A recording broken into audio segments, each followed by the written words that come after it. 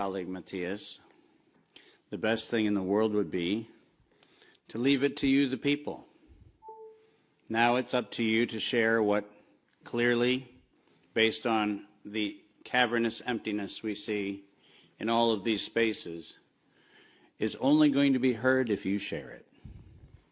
So it feels very appropriate that I should be the one with the quietest voice.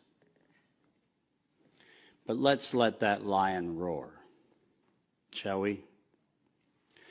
I'm done talking about COVID, and I'm done talking about SARS-CoV-2, and I'm done for a very simple reason. For 110 years, we, the people of the world, have been lied to. We're a group, a very small number of criminal, industrial conspirators decided to subordinate the entirety of the human population for the purpose of their sinister plans to enrich themselves while impoverishing and killing the rest of humanity. And I'm done being polite. We've long passed polite. When the words acceptable death rate become part of an industrial norm, we have lost the plot of humanity. And that's not my words.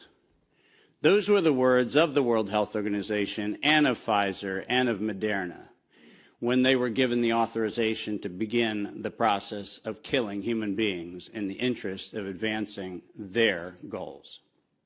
Next slide.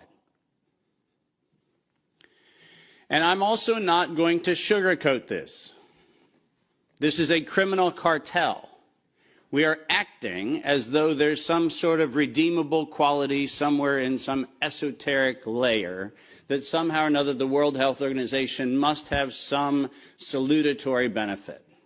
Well, I'm going to tell you, since its formation in the 1940s, the World Health Organization has been nothing more than a criminal cartel that has a sole and singular intent. And I will show you the document that proves what I'm saying. This is not an allegation. This is actually provable by their own words in their own hand. And they use a four-step process to execute every one of their nefarious plans. They begin by planning an exercise, then they go to the business of funding that exercise, then they create the rationale for the thing that they're going to do, and then they deploy and profit from it. And in violation of 15 U.S. Code Section 19, which for those of you listening, coincidentally started with the Clayton Act in the same year that the World Health Organization in the United States, 1913, the same year the World Health Organization's progenitors also started. So I find it fascinating that we passed the Clayton Act in 1913 and we set in motion 110 years ago the criminal conspiracy which we now call the World Health Organization. 110 years later. And in violation of TIFU, or TEFU, I don't even know how to say it, the TFEU, the treaty allegedly for the functioning of the European Union, which I think needs to now be called the Treaty for the Dysfunctional European Cabal. Article 101 unambiguously lays out the conditions that this was never a public health anything. It was racketeering for the purpose of instilling terror to adapt the behavior of a population. Period. That's what it was. That's what it always was. And we can come up with every theoretical argument we want to make about things, but the problem, even with the theory that we had an outbreak of something, is falsifiable for the data from Zurich that shows us that in the year of the death pandemic of the globe, life insurance companies paid $30 billion less in claims. Now, if there's a medical professional or a social professional or anybody else who wants to debate that we could develop a virus cunningly that could find out your bank account, your insurance policy statements, and whether you're paid up on your premiums, that's a big ask. It turns out that the data is unambiguous. We did not have a pandemic. We had genocide. And we need to call it what it is. Next slide. When I say we planned it, let's make sure we understand exactly the not-so-fine print of the fine print. And I want to call your attention first to the right-hand column of this slide. This is the 2011 data that the World Health Organization, the Wellcome Trust, PATH, and the Gates Foundation did on their wonderful worldwide program for a malaria vaccine for children under the age of 6 months of age. And in their clinical trial, it's helpful to point out that they murdered 66 children in the vaccine group, and then cunningly used the term control for a control group in which they murdered 28 children. Now, the reason I said murdered, and the reason why I use that term, is because it's exactly what it was. Because it turns out that this control group was not a saline injection. It was not some sort of innocuous, innocent thing. It was actually a cocktail of other known pathogenic disease-carrying injections. The control group was known to kill people, and the experimental control group was actually theoretically maybe going to kill people. And what we did was we actually went ahead and murdered them all. And cunningly, under Article 5, Section 13, which I've put on this slide, I want you to understand why I said, at its formation in 1947, when the WHO was funded and founded, it was funded and founded by people intent to commit a crime because of their own language. Section 13 of Article 5 ends with the following statement: immunity from personal arrest or detention, blah, blah, blah, immunity from legal process of every kind. Now, if you didn't intend to commit a crime, why would you need to give yourself permanent and absolute immunity from every form of prosecution, and it's worse, even investigation for prosecution of every kind?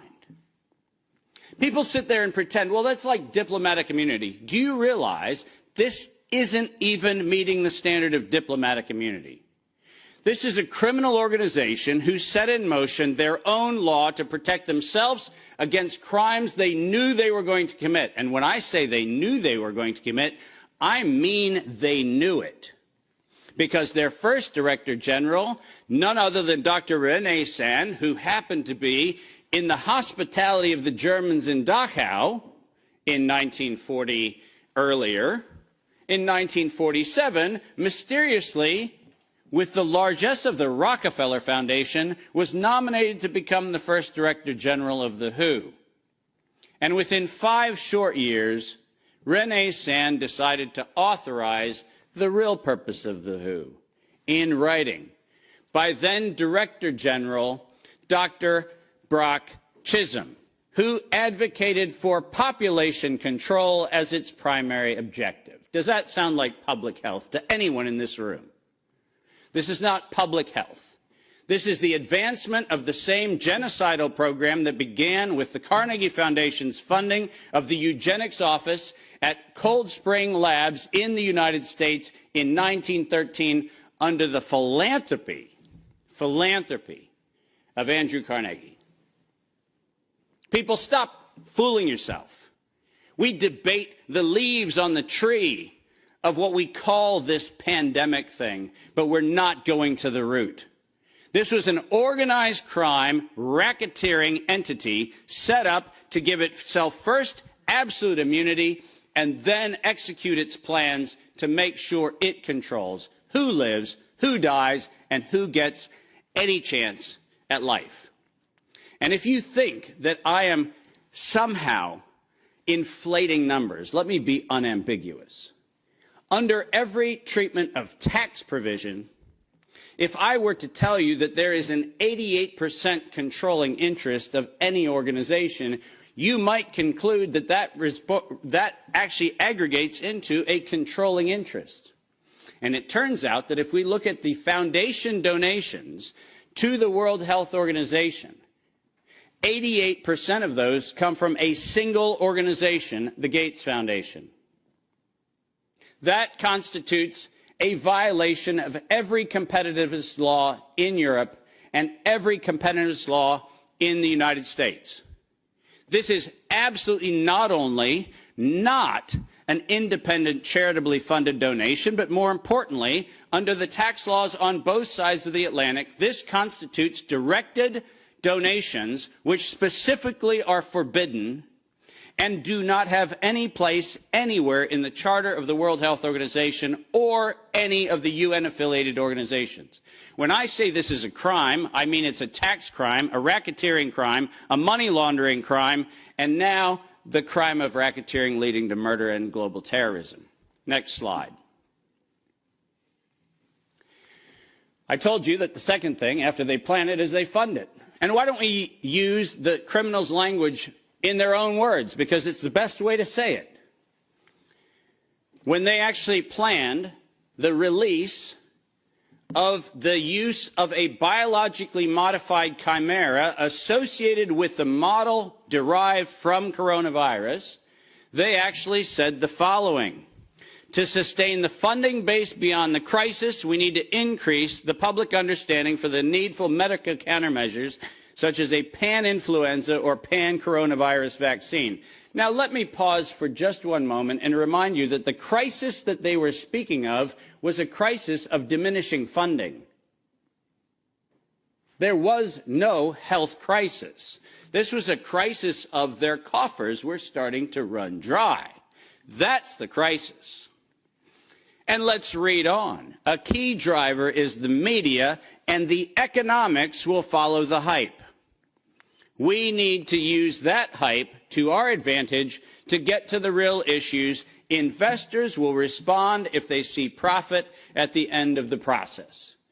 That is officially the statement made by the conspiratorial cabal that by that time was the decade of vaccines put in motion in 2011 by the Global Preparedness Monitoring Board of the World Health Organization, and it was the funding base for Peter Daszak's partnership with the chimeric production of pathogens both in North Carolina and in Wuhan.